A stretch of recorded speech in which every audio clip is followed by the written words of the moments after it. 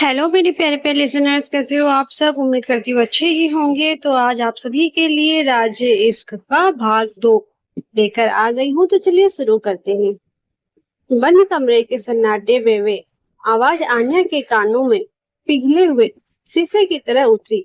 दरवाजे पर पटकते हुए उसके हाथ वहीं रुक गए। कौन है वहाँ?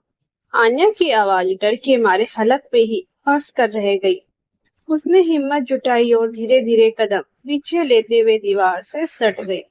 सोफे के नीचे से एक काला सा साया धीरे धीरे रेंगता हुआ बाहर आने लगा। आन्या की धड़कनें इतनी तेज थी कि उसे खुद अपने दिल की आवाज सुनाई दे रही थी। लेकिन जैसे ही वह साया पूरी तरह रोशनी में आया, आन्या की आंखें फटी की फटी रह गई। वह कोई इंसान नहीं, बल्कि एक बेहद खूंखार, बड़ा और काले रंग का शिकारी कुत्ता था, जिसकी आंखें अंधेरे में बिल्कुल खून की तरह लाल चमक रही थी। उसके गले में एक चमड़े का पट्टा था, जिस पर चांदी के अक्षरों में लिखा था, शेडो। वे कुत्ता आन्या को देखकर घुर्राया नहीं, बल्कि चुपचाप सीधे आकर उसके कदमों के पास बैठ गया, जैसे वे आन्या पर नजर रख रहा हो। उसके मुंह से निकलती गर्म सांसें आन्या के पैरों को छू रही थी। आन्या समझ गई कि ये रेयांस का पालतू जानवर है, जिसे वे जानबूझकर यहाँ छोड़ गया था, ताकि आन्या भागने की कोशिश भी ना करे। कमबख्त, मगरूर इंसान, खुद तो जानवर है ही, पीछे अपना चेला भी छोड़ गया। आन्या ने डर को दबाते हुए गुस्से में बुदबुदाया। उसने कमरे के चारों तरफ देखा, भागने का कोई रास्ता नहीं था।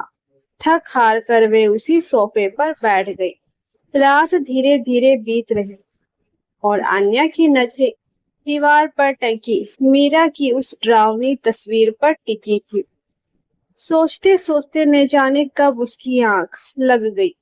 सुबह जब उसकी आंख खुली तो खिड़की से सूरज की तेज किरणें सीधी उसके चेहरे पर पड़ रही थी।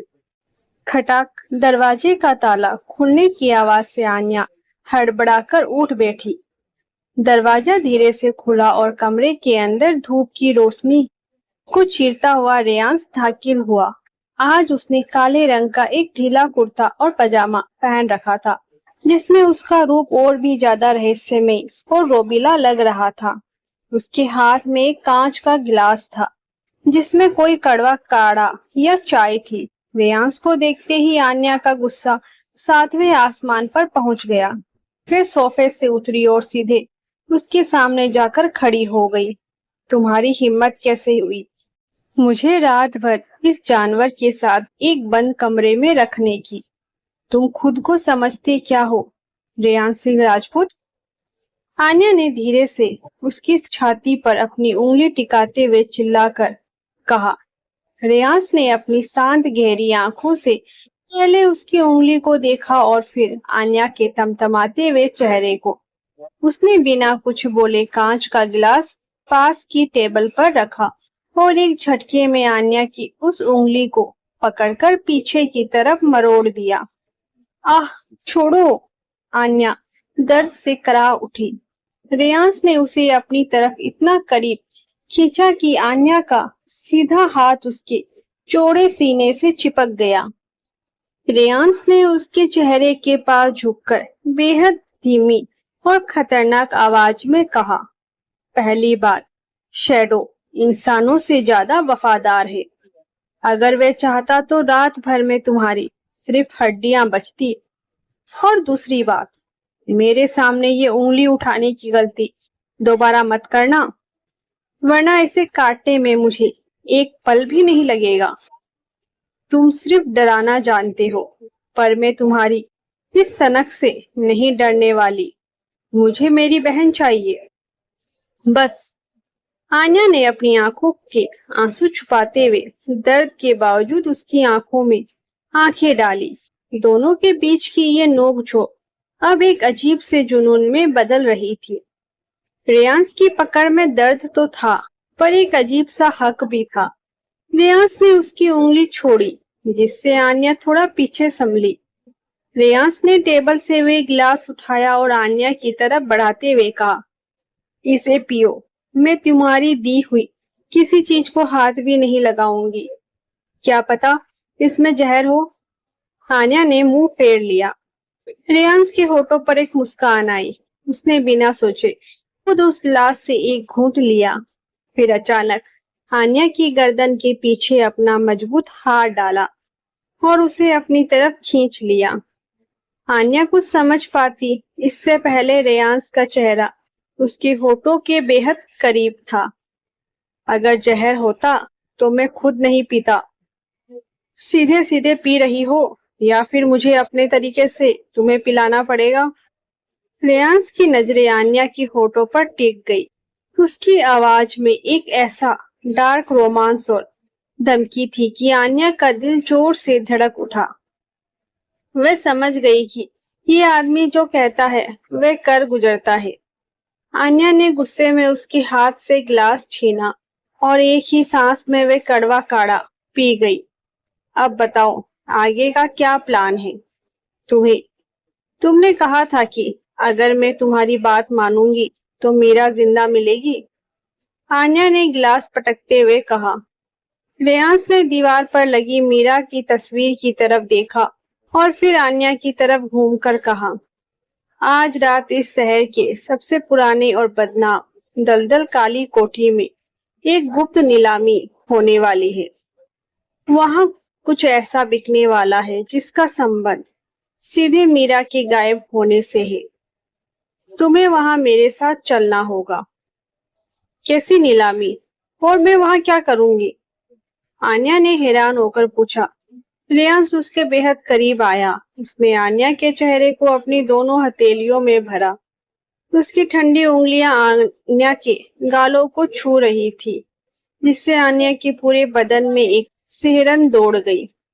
रेयांश ने कहा, वहां तुम मेरी एक फौजी पत्रकार बनकर नहीं, बल्कि मेरी रखेल बनकर जाओगी। अगर वहां किसी को भी भनक लगी कि तुम एक पत्रकार हो तो काली कोठी के लोग तुम्हें जिंदा दफना देंगे। रखेल? आन्या का चेहरा गुस्से से लाल हो गया। उसने झटके से रेयांश के हाथों को अपने चेहरे से हटाया और 2 कदम पीछे हट गई। तुम्हारी हिम्मत कैसे हुई ये लफ्ज मेरे लिए इस्तेमाल करने की? मैं एक इज्जतदार पत्रकार हूँ, कोई बिकाऊ खिलौना नहीं। रेयांश के चेहरे के भाव रत्ती भर भी नहीं बदले। वे अपनी जेब में हाथ डालकर खड़ा रहा। उसने हंसते हुए कहा, मैंने तुम्हें कोई चॉइस नहीं दी है आन्या। काली कोठी कोई आम जगह नहीं है। वहां इस इलाके के सबसे रसूखदार, खूंखार और सनकी लोग आते हैं।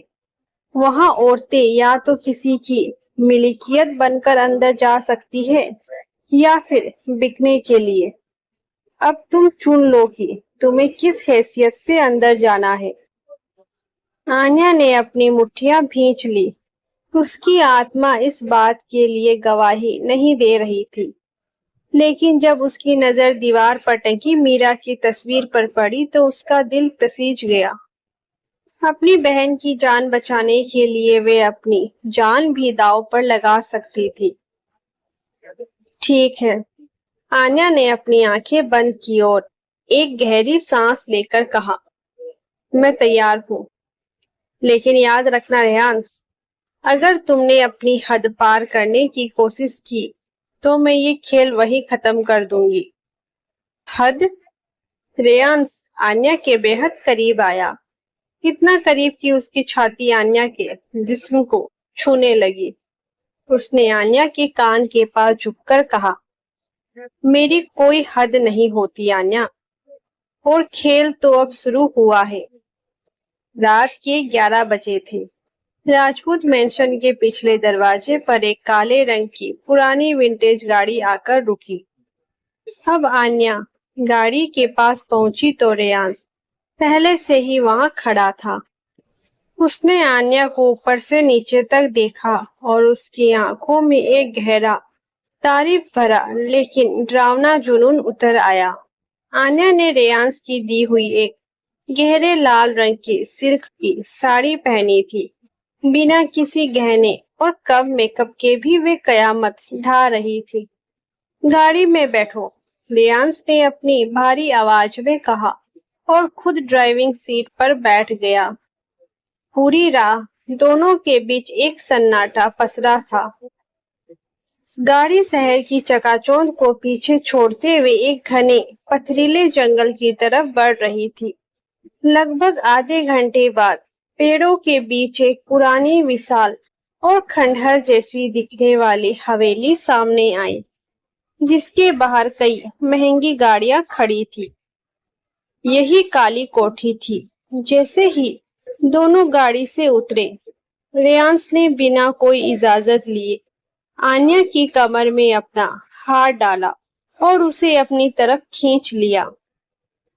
ये क्या कर रहे हो? छोड़ो मुझे, आन्या ने दबी आवाज में छटपटाते हुए कहा, क्योंकि वहां आसपास कई नकाबपोश लोग घूम रहे थे।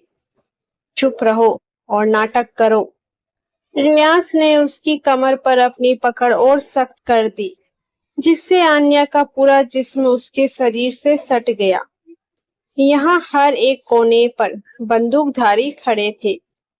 अगर उन्हें जरा सा भी शक हुआ तो हम दोनों यहीं ढेर हो जाएंगे। कोठी के मुख्य हॉल में कदम रखते ही आन्या की सांसें अटक गई।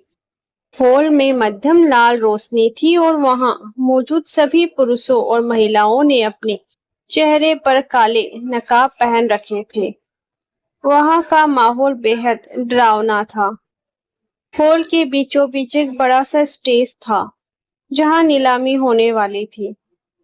रियांस आन्या को लेकर वीआईपी स्टैंड की तरफ बढ़ा। तभी वहां काले सूट में एक लंबा नकाबपोश आदमी आया। उसने रियांस को झुककर सलाम किया और फिर उसकी नजर आन्या पर पड़ी। अरे राजपूत साहब, इस बार तो आप बड़ी नायाब चीज लेकर आए हैं।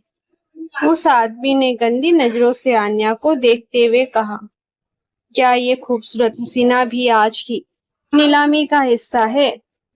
अगर हाँ, तो इसकी कीमत मैं लगाने को तैयार हूँ। ये सुनते ही आन्या का खून खोल उठा। वे इस आदमी को थप्पड़ मारने ही वाली थी, लेकिन इससे पहले कि वे हिलती, रेयांस का गुस्सा फूट पड़ा। रेयांस ने पलक झपकते ही उस आदमी का गला अपने एक हाथ से दबोच लिया और उसे हवा में थोड़ा ऊपर उठा दिया।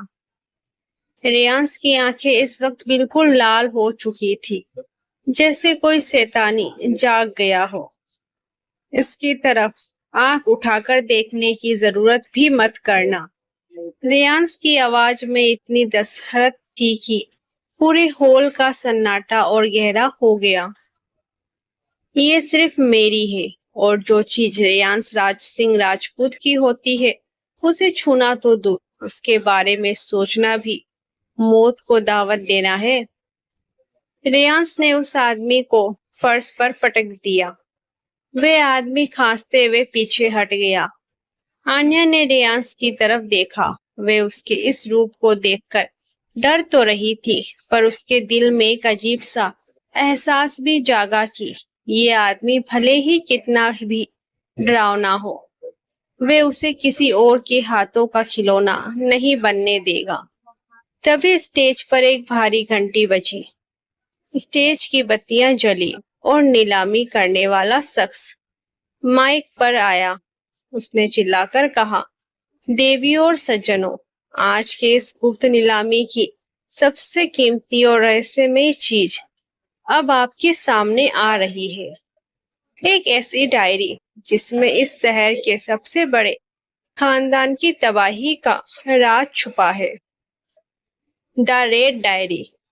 नीलामी करने वाले ने जैसे ही वे लाल डायरी हवा में लहराई, आन्या के पैरों तले जमीन खिसक गई। वे कोई आम डायरी नहीं थी, वह तो उसकी बहन मीरा की डायरी का दूसरा हिस्सा था, जो राजपूत मेंशन में नहीं था। लेकिन तभी हॉल की सारी बत्तियां अचानक गुल हो गई। पूरे हॉल में अंधेरा छा गया और स्टेज से एक भयानक चीख गूंजी। अंधेरा होते ही स्टेज पर क्या हुआ? वे चीख किसकी थी? क्या किसी ने मीरा की डायरी चुरा ली या वहां कोई और खूनी खेल शुरू हो चुका था? ये जानने के लिए मिलते हैं अगले भाग में। तब तक के लिए राधे राधे।